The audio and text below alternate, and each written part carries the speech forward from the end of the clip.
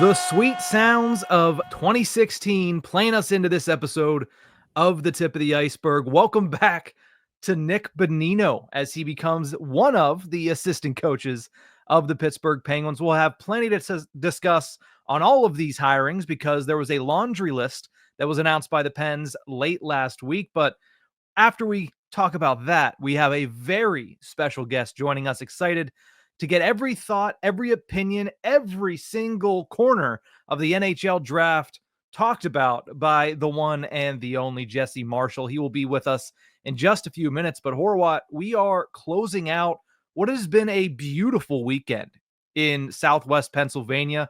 I think I survived. I'm not too burnt.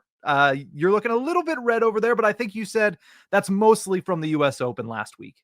Yeah, my U.S. Open sunburn is finally starting to peel, so that's where my red is coming from. But yeah, it's been sunny, it's been nice out, but boy, has it been hot. It's been a hot one.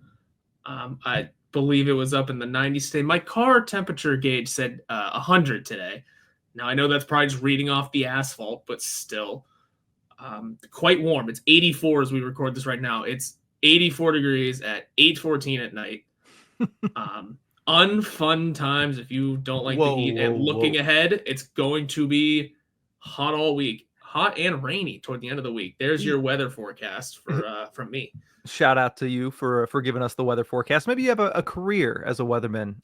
Maybe you can kind of be a jack of all trades with that. But was it last week you were a car salesman? Now you're a weatherman. Each week we're going to just find a new career path for Nick Horwat on this episode. But I will say this before we get to the hockey talk really quickly. Mm-hmm. I don't want to hear any complaints about this weather because in the dead of winter, we're going to be saying, where is the warm weather? So I don't want any complaints when it's 90 degrees. I'm enjoying it. But again, like you mentioned, there are some people that enjoy the hot weather, and that is me. The issue with that statement is that it went too cold for too long this year. I think it was still really cold into April and into May for a touch, if I'm remembering correctly.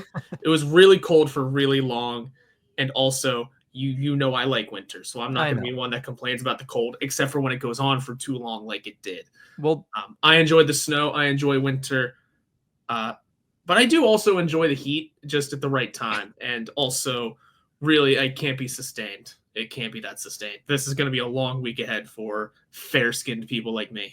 Well, the one good thing that I will say that comes along with winter is Pittsburgh Penguins hockey. And let's talk a little bit about that right now with the coaching staff being filled out. The one thing we did know is that Dan Muse was going to be the head coach. That was announced a couple weeks ago. We also knew that Madison Nickel was going to come back as the video coach. And I think all of us were okay with that because the Penguins, for all the things they struggled with last season, were very good when it came to video reviews, and a large part of that was Madison Nickel and his ability. So he remains on the coaching staff, and we knew that. But late last week, we got a whole slew of hirings. Nick Bonino's was one that was kind of floated about. I think DK Pittsburgh Sports was on that first. And then, of course, there was a huge avalanche of news after Nick Bonino put out a video with his Slovenian or Slovakian, I can't remember off the top of my head, but the team he was playing for over in Europe.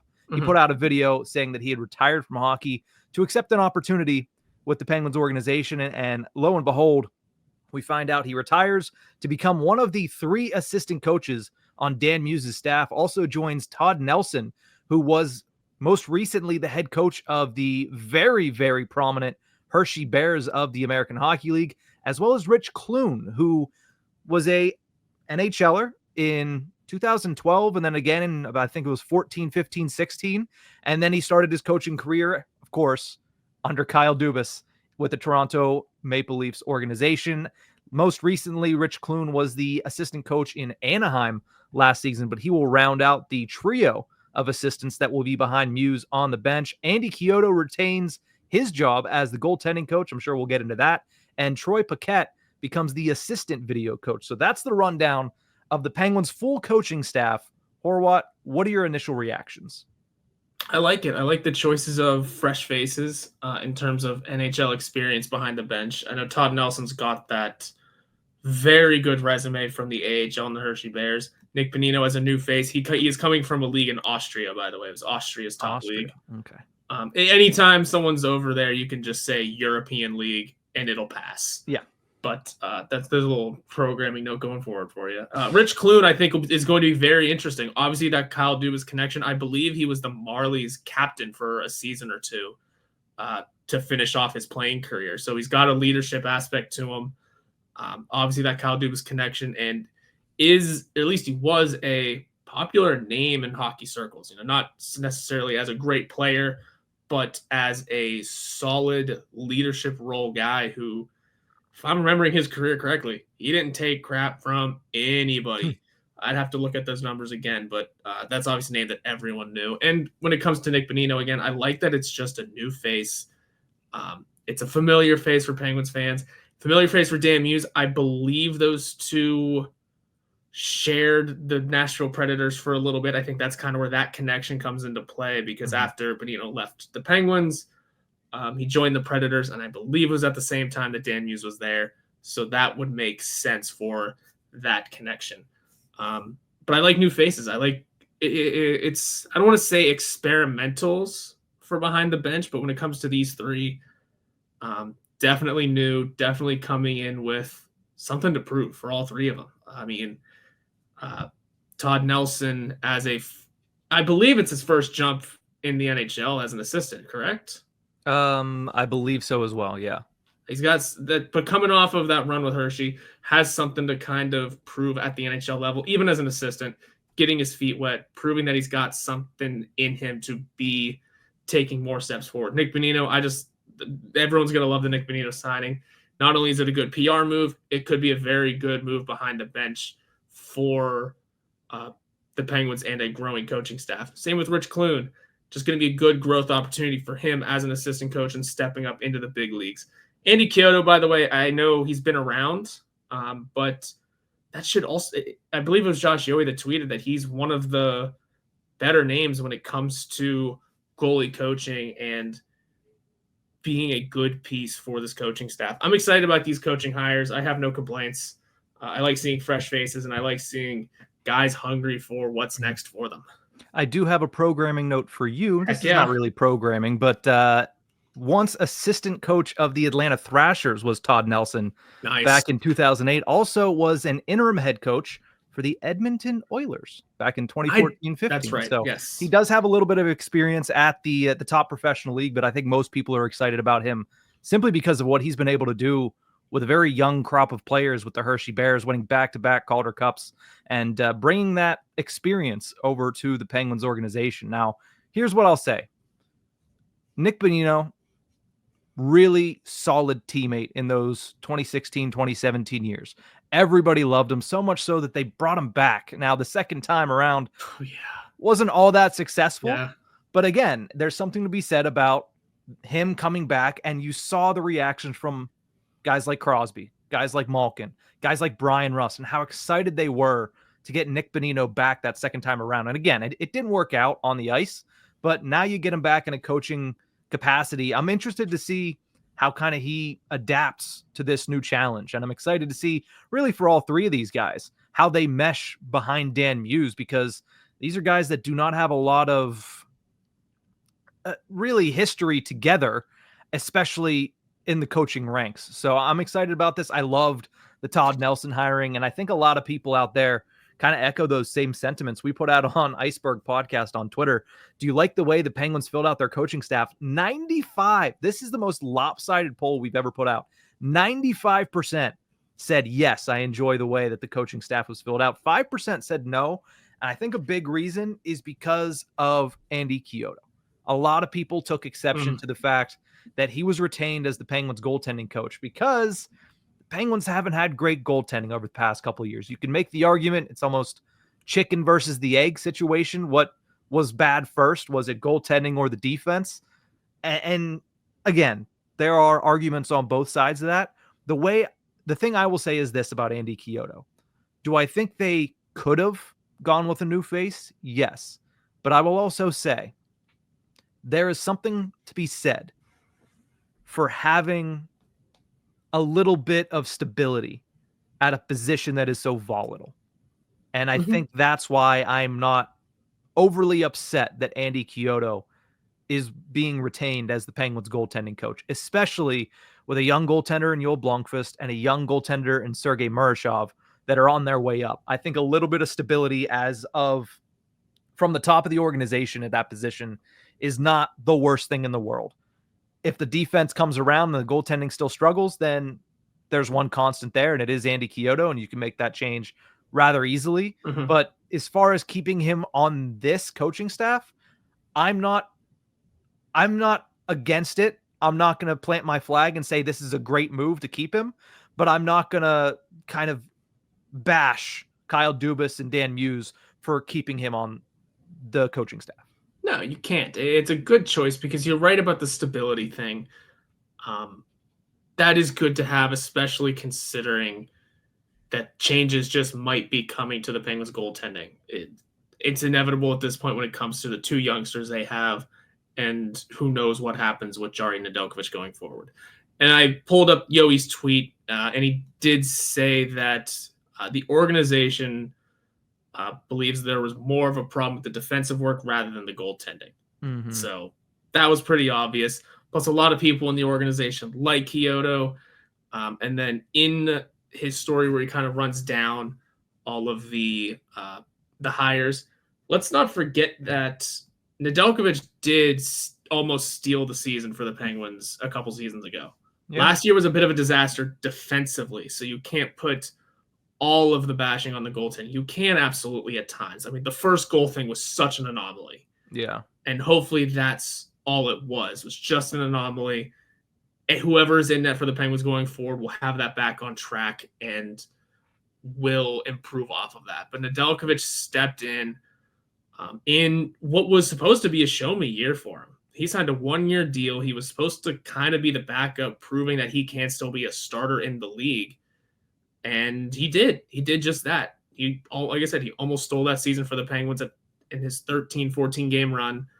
And then this past season was a bit different, but I mean, it was a bit different for everybody in terms of not just Nedeljkovic, but also for Jari and for Joel Blomqvist and for that defense. So that's why Nedeljkovic got a 2-year deal. And I think keeping Chiodo around makes sense because who knows if Nedeljkovic sticks around, who knows if Jari sticks around, and who knows who's next between the pipes for the Penguins. You may as well have a consistent face up there. Yep, so it is Andy Chiodo as the goaltending coach. Again, the assistants Todd Nelson, Nick Bonino, Rich Clune. Welcome to the city of Pittsburgh, as well as Troy Paquette as the assistant video coach to Madison Nickel. But that's the head coach and the assistant coaches, excuse me. I'm messing up my words because I'm excited for what's next. And that is our discussion with Jesse Marshall, breaking down everything NHL draft to get you ready for Friday and Saturday.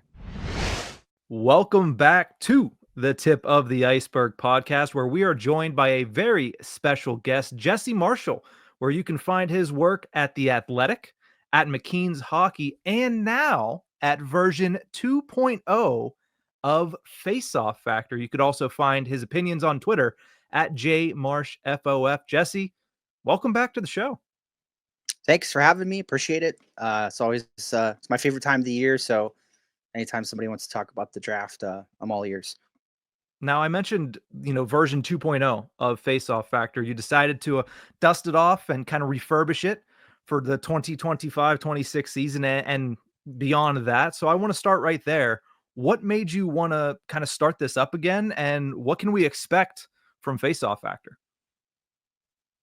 Yeah, I think like the genesis of it is I think around the draft, not around the draft, but like earlier in the spring, I was putting out a lot of really long compilation videos of draft prospects and dumping all this stuff in a variety of places. It was some of it was on Twitter, some of it was on YouTube, and there wasn't a central hub to keep it all in one spot. So that was kind of the genesis of it. I think was I need a place to put all this junk.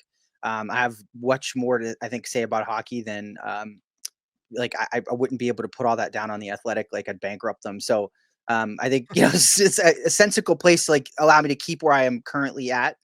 And Substack's the perfect platform for it, right? I think that made it way easier. It was saved me all the trouble of having to try to. Somebody sniped faceoffactor.com, the domain. After I closed the site down, I didn't keep it. So somebody sniped it and wants an exorbitant amount for it. So I was all right, I'm starting a Substack. So it worked out, and I think a lot of this, I would say, I don't want to put a percentage on it, but a lot of the stuff that'll be on there will be like free for everyone. But like a lot of the longer project stuff, like I'm putting out a video. I've been working on a while. I think once the draft calms down, we get into like the boring part of the summer and there's nothing to do. Free agency dies down. I got a lot of stuff on like Tanner Howe, for example, like stuff that I just captured from him all year last year. Like editing that together is like a long process. So like that stuff will probably like go behind for subscribers. Like it'll be like little things like that. But like system stuff, right? Like the like the everyday stuff. Like I'd like for it to just be a good resource for people.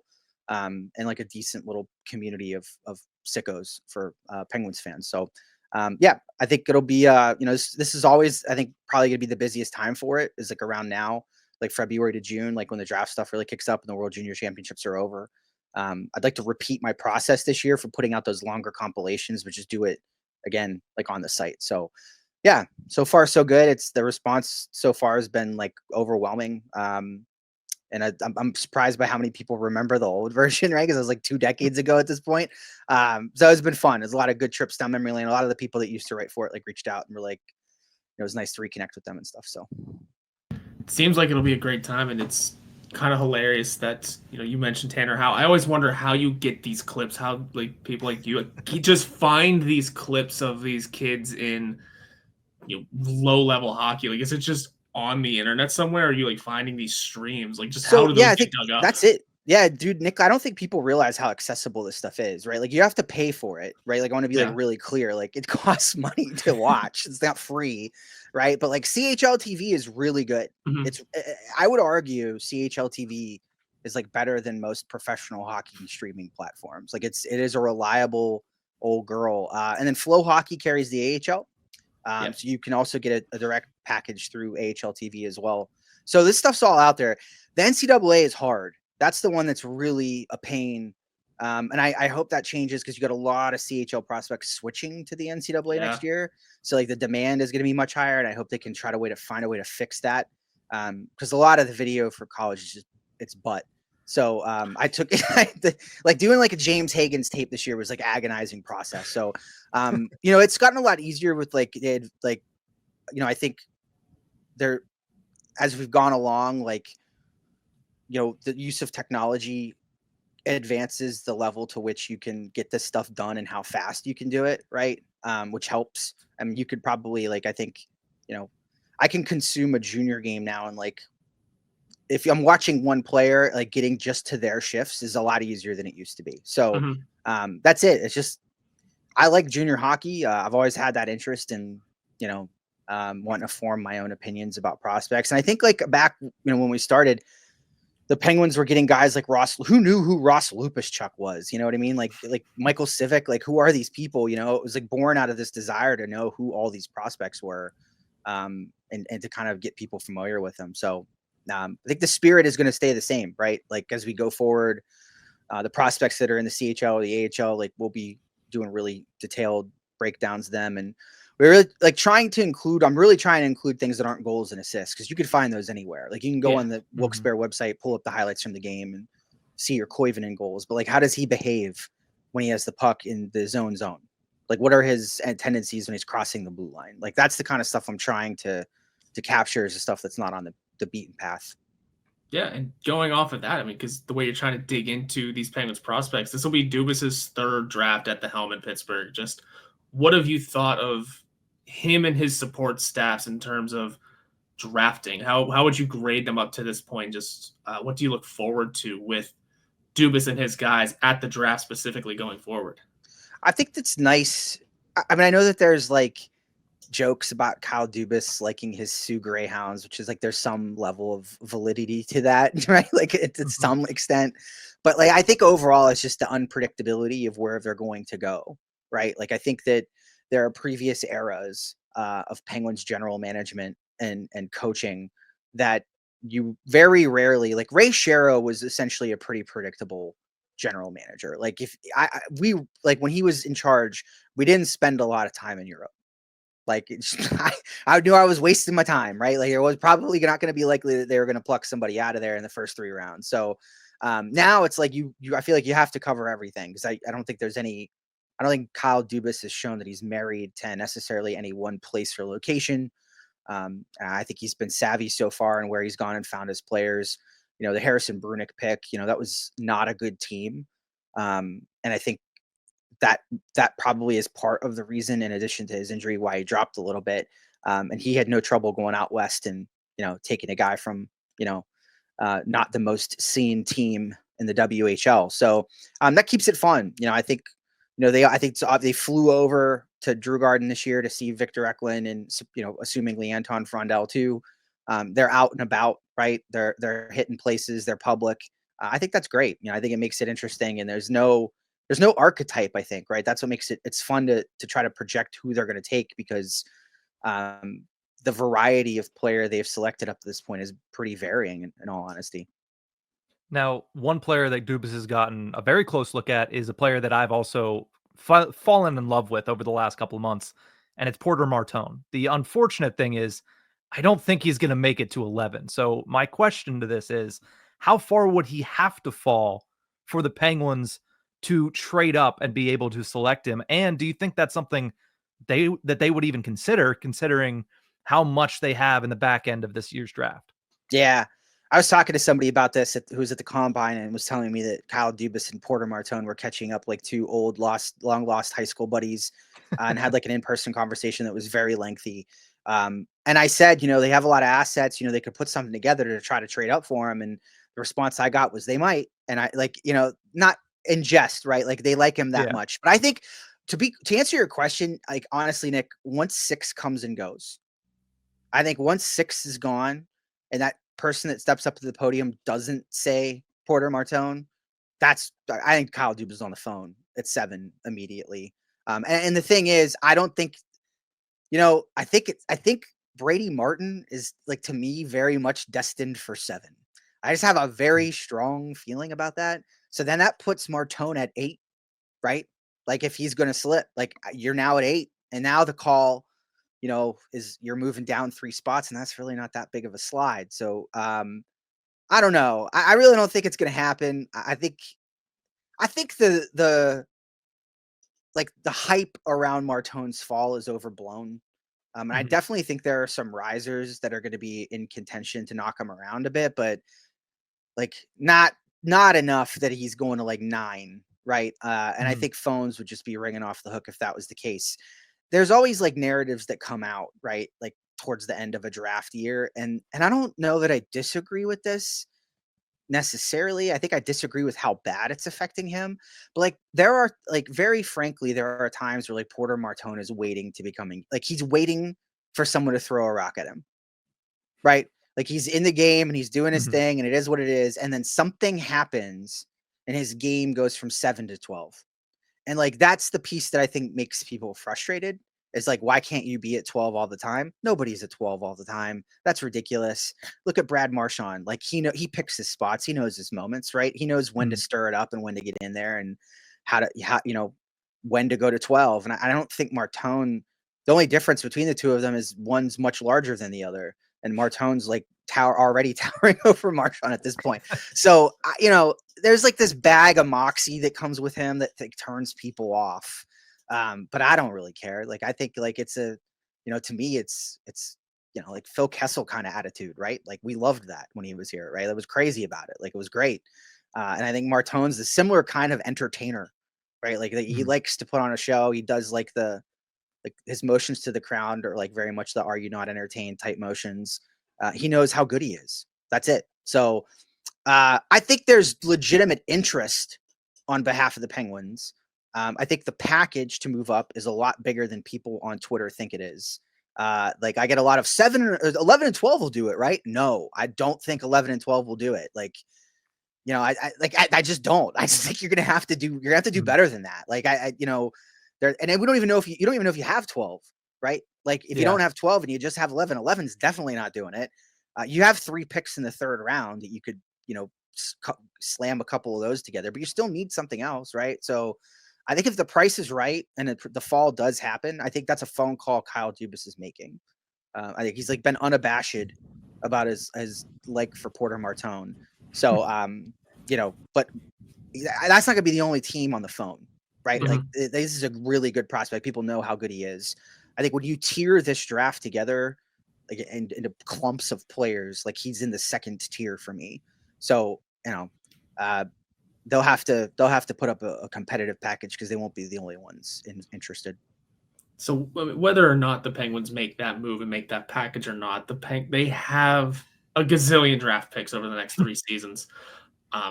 Just what kind of building for this team for the future, or even for the now, if they do package some of these together, what kind of bolstering can all of these draft picks do for the team down the line? The thing you always have to remember, guys, is most of them aren't going to make it, right? So you're buying tickets to the lottery. That's all you're doing here is just buying as many tickets as you can to try to increase your odds of hitting somewhere, right? I think that's the approach here. I think that's been his approach in bringing on prospects in general, right? Whether it be via trade or just finding guys, right, out and about. I mean, you take a look at Wilkes-Barre last year, and like that was a hit list squad of guys that Kyle Dubas found like very recently, like Avery Hayes, right? Like great pickup, unbelievable. So I think they're just buying lottery tickets. I think that's what the goal is: get as many warm bodies into the organization, separate the wheat, out and double down on that, and just try to. I mean, it's hard to overstate how absolutely awful the whole catalog of prospects was when he took over. And it was just abysmal. It wasn't just like worse than the league. It was like worse than the league. And then they were in like some kind of bizarre like bomb shelter underneath the league, like in a much deeper basement than everybody else. So Yeah, it's the they're Moneyball already reference. 50 feet they're of already crap, and then well on there's their us. way. Yeah, exactly. Yeah, they're already well on their way to fixing that, which is great. But I think that, if you take a look at the slew of it, I think it gives you the mobility to move up and find a guy that you like. But two, again, lottery tickets. So I think it's, you could look at guys like Melvin Fernstrom, right? The kid could shoot the lights out, but he's skating is one of the weirdest things I've ever seen in my life. Take that bet every time, right? You take that bet every time because if the skating comes along, you just found yourself a like really good sniper that could potentially adapt well to North America and take off. So it's that kind of spirit, right? Like let's cast a wide net and see how many big fish we can get. Now, you mentioned the Rangers pick, and I still think it's crazy that the Penguins have to wait until 48 Yeah. hours before Mhm. the NHL draft to even know if they're going to have this. But let's say the Rangers, for some reason, who knows, say, you know what, Pittsburgh, you take 12 and you can have 11 and 12 this year. What to you would be the best case scenario in the realm of possibility? Obviously, it's not going to be Matthew Schaefer, Michael Misa, or at 11 and 12. But what is the best case scenario for the Penguins walking away from Friday night if they have 11 and 12? Yeah, I think for me it would be Victor Eklund at 11. There's just nobody I watched as much as him this year. I mean, I'm enamored with the kid. He's just a mini Chris Kunitz. You think about the way Kunitz played and how aggressive he was, how much he hit people. He could finish. He was skilled enough to maintain on a line with Sidney Crosby and still get out there and create space and time for him. And that's what Victor Eklund is. He's the same kind of player. He's already pro. So he played. There's a promotion relegation system in Sweden, right? So you have like the top flight in Swedish. Then he was in Allsvenskan, which is the second league in Sweden, but was good enough along with Anton Frondell. And there's like that little team was loaded with prospects this year. They got promoted. So they're on the top. You got Drew Garden up to the top flight, along with like blast from the past here, but PJ Axelson on that team. So it's he's playing against men. That's what I'm trying to get at. Some of them are very old, yes, but he's playing against men, and brutalizing them all year on the forecheck. Put people into the earth. And you go back and watch these games, and for me, like the reason I rank them I had him 8th in my ranking is because in the third period of games, defensemen were tapping out. Like they've taken a beating from him all night long. There's a dumped puck. He's going back to get it with a defenseman, and the defenseman's like, get it. I don't want to, I'm not doing this. You know what I mean? Like I've had enough. So people look at the size and they go, oh, small forward from Sweden. I'm like, you don't understand. Like you don't understand what you're getting with this player. Like he is an absolute hound on the forecheck and he makes things happen. And he's a really, really tough customer to deal with. I think second to that would be Kashawn Aitcheson, who ended up being probably the prospect I watched the second most of this year, mostly because people like really push back on me on this one. That's becoming like less and less of a thing. And like, if you look at mock drafts now and like final rankings for people, Aitcheson's anywhere from 11 to 15 in most of those rankings. So I think people have caught up with me on this because I've been up here for a while. He's a game-changing defenseman. And a lot of people say, well, I have a hard time thinking of what his comp in the NHL would be. Me too. Don't care. Like, don't care. I'm not worried about it. Like, this is a unique player who, you know, like something that's very important to me is how much is a player impacting the game. Like, forget goals and assists, right? Like that, those are obvious things. But like, what actions are they taking on the ice that are affecting the momentum of that hockey game? How does their shifts impact the grand scheme of what's happening? Dude, like the Aitcheson chart, like that, it's crazy. Like if you're giving it this test, like whether it's in the defensive zone, he's getting down, blocking shots. It's in the offensive zone where he's sneaking in between the dots and sniping one-timers like you think he was a fourth forward, or how he can carry it through the line between the blue lines. You throw the icing on the cake is he is just, I mean, brutalized people this year, put them out clean, no dirty stuff on his record, like just icing them with his shoulder and the chest and separating their soul from their body. And I think like, and now like, I'll be honest with you, he chases that sometimes. It's a problem. Like I've got clips of him giving up a 2-on-1 because he thought he was going to take somebody's head off. He's 18. He's really big, strong, and fast. I would implore people to find me an 18-year-old with those skills, with that kind of like bloodlust that didn't have that problem and eventually get rid of it. Like people say, oh, Jesus hits. They all did. Like that's what happens when you're 18 years old. Like the idea that you can't coach that out of him is like bizarre to me. And then I think there's people put this wet blanket on his offensive skill. I looked at some data from Lassie Allen and Mitch Brown, who track CHL stats by hand. They watch CHL games, they do the tracking by hand. Defensemen, forwards across the entire CHL. I'm not talking about Ontario. The whole of it, forwards and defensemen. Aitcheson's the 90th plus percentile of zone entries with the puck. I don't know how you can. I don't know how people look at that data and then somehow say, well, I don't think his offensive upside's that high. I don't think he was that good at carrying the puck. So I got bad news for you. The data doesn't agree with you. Like the data agrees with me. So I rest my head on the pillow very comfortably thinking that Aitcheson's going to be very comfortable with the puck at higher levels and is not going to have any issues with that. People throw out like the Trouba term. Like they say that's a name. I don't think Trouba was really ever this good with the puck. I don't think I ever really saw him down between the dots, letting shots go or sneaking into the play the way Aitcheson does. And I think Aitcheson's a project. He's a powerful skater, but sometimes there's a lot of energy that's wasted in his stride. So he's like working really hard and is not like the length and speed with which he's gaining don't reflect the output that he's putting into it, which will come. That'll come with time. They'll get him. The skating coach will fix that right up. And then I mentioned before, like sometimes it gets a little crazy with the I'm going to kill this person thing, you know, like chases that around, but I think that'll get fixed too. But I think you come away with Eklund and Aitcheson, you've gotten a lot meaner. I think about Victor Eklund playing on a line with Tanner Howe in the future and how absolutely nightmarish that would be for other teams. Like Tanner Howe is an animal in a very similar way to the way that Eklund is. So yeah, I think I love guys like Jake O'Brien, and I would put them like they're not going on my endorsement list because I don't think they're going to be there, right? So like I'm not going to waste time talking about it. I think they're going to be gone. Like I think I had a hope for O'Brien for a while. I still do. Like in terms of like the late risers, he's not necessarily spoken about in the same way as some of the other guys like Brady Martin are. So there's still a chance it could happen. And it also depends on like how the runs work. Like will center runs start first or will defenseman runs start first? And how does that impact what happens? I do think there's going to be a center run that happens somewhere like right away. And it could lead to like 5 straight centers getting picked. And if that's the case, O'Brien's going to be the 5th one and it'll be before 11. But if you get like a D run in there, if like somebody like hiccups and takes Radim Murtka, I could see that triggering a fallout where somebody's like, well, I'm going to do the same thing. So there's just, the possibilities are endless. Like this is going to be a really chaotic experience after the first pick. Because I think like somebody could go at 2 and fumble and not take Michael Meason. That'd be stupid. And I think it could happen.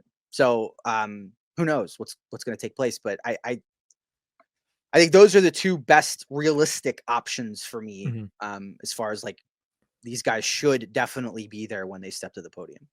And a lot of talent, which is great. But the thing that I love about it is the physicality too, which a lot of people are hoping for in that next iteration, that next generation for the Penguins. But the 3 guys that we've talked about, Martone, Eklund, and certainly Aitcheson, you just look at those 3 and you're like, yep, that fits the mold of what I think a lot of people want to see going forward. So I love that answer.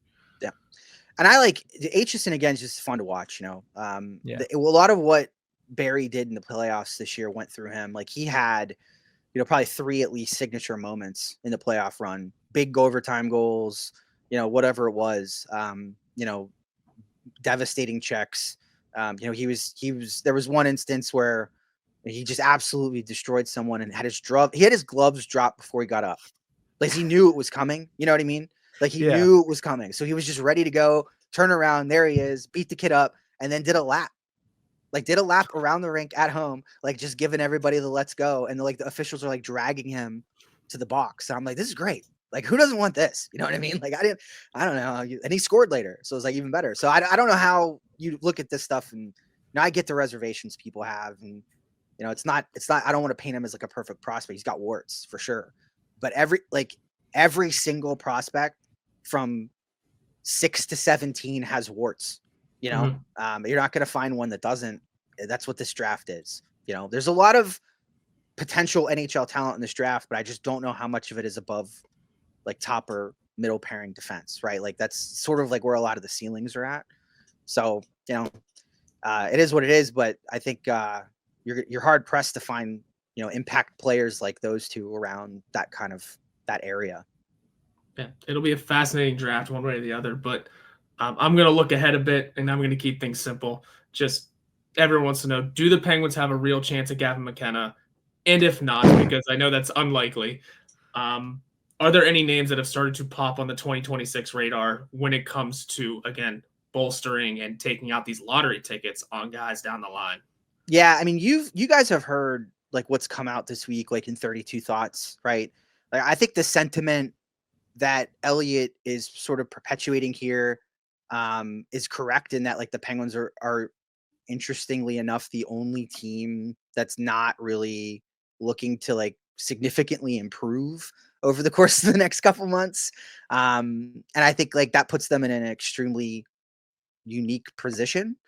I think that there are still some really bad teams that even though they're going to try to get better, they'll either do it and flounder and fail at it, or it won't be enough, right, to get them over the hump and make that much of a tangible difference. So, here's the thing, guys, if they finish dead last next year, they still have like a 74% chance of not drafting Gavin McKenna, right? Like that's the thing. Like it's the odds are still overwhelmingly not in your favor in that situation, right? But there are a grotesque list of really, really good consolation prizes. And that's what separates. Well, first of all, there's a lot that separates this draft from next year's draft.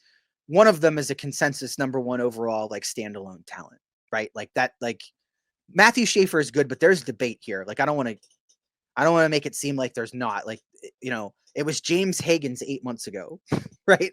Like now, like we're talking about him as potentially like 4th or 5th or 3rd. So like there's been discussion about this select. Like Gavin McKenna is locked in, right? Like so there's a big difference there. But then as you move down the line beyond just that top peripheral layer, you make the argument there's like 9 really good players beyond McKenna that you would settle for and be like really, really happy with. Ryan Rubrick is a name that comes to mind. Center, Niagara, a lot of hype around him from the age of like 15. Vigo Bjork, huge fan of. It's almost like if Victor Eklund was like came with like a tortoise shell of like spiked armor. It's just an animal, just a beast. Ivar Stenberg, another one playing in Sweden. They're really good players, and I think that I don't want to. The narrative about this draft has shifted somewhat in the sense that I think people are being less harsh on it than they were a couple months ago. But let's not it's a much better draft next year, right? And I just gave you I really think the top 10's rock solid. I don't know that affects what the Rangers do with the pick. I honestly, frankly, think the Rangers are viewing 12 this year through the lens of, can we trade this? How much better can we get in February when we deal this 2026 first rounder for help to help us get over the hump? Because they're obviously going to retool and try to make a run at this thing, right? So it's a much better draft. It is just a much better draft. And I think that even if they don't get Gavin McKenna, let's say they fall to 2, that stinks. You don't get the generational talent, but you get a really good player who will uncontestedly be your number 1 prospect immediately. So if you're going to be bad, next year is the year to do it. I know, I stoked a lot of frustration about them falling from 5 to 11 this year, which does stink, right? But a scout told me, and I said this in my I'm going to put on an endorsement list, this week on the Substack, but somebody said to me that this draft is mashed potatoes, in the sense that pick 6 is mashed potatoes with bacon bits in it. 7 is mashed potatoes that somebody made with sour cream. And then 8 is somebody left extra chunks of potato. It's chunky mashed potato. And then 9's real smooth blend. You can find what you like in this draft, but you're getting mashed potatoes just like everybody else is, right? That's the end of the day. We're all eating the same thing here. And I think that's the reality of this draft versus where next year comes around and you're the mashed potatoes don't start maybe till 12, right? So now it's that much better of a draft. So I think it's a good landing spot. And don't get had they been at 5 this year, they probably end up with probably a Porter Martone or a Frondell or something like that, which is great, but it pales into comparison what you get at 4 or 5 next year. It just does. So yeah, good timing, right? It's good timing. And let's be honest, we're all thinking it. I'm going to say it, the spirit starts stirring up in downtown Pittsburgh around this time. When a generational talent becomes available, you know what I mean? Something happens. I don't know what it is. I can't explain it, but we just have a tendency to draw them here. So those certain lottery you gotta balls like the odds a certain way. Yeah, you gotta like the odds if you're a Penguins fan and you're finishing in last next year, just based on historical precedent. Yeah, where's Craig Patrick and his lucky 4-leaf clover? We need to bring him back. He's got to be around somewhere with that sucker. Yeah, he's on a golf course somewhere. Well, the NHL draft coming up this Friday and Saturday from Los Angeles, but not centralized. First and probably only time that they end up doing that, because I'm already hearing that NHL front offices are not happy with how this entire thing is rolling. So, it'll be a once in a lifetime experience, I guess, watching the NHL draft this year. But that is going to do it for this one. Again, thank you goes out to Jesse Marshall for joining the show. Always a pleasure to have our fellow Point Park alum on to talk Penguins hockey and now prospect hockey as well. If you want to find his work, you can find it at The Athletic, McKean's Hockey, and of course at Faceoff Factor. Jesse, thank you again for joining the show. We're kings of the city now, boys. Don Kelly's the mayor of the Pirates. Nothing can stop us. Point Park's own Don Kelly. We're on top of the world. This is we're on the map now. Pioneers or bust. We got to love it. But again, that is it for this episode. You can find us on YouTube at Tip of the Ice-Burgh. Make sure to like, share, and subscribe, or you can catch us anywhere you get your podcast from. We'll see you guys next time.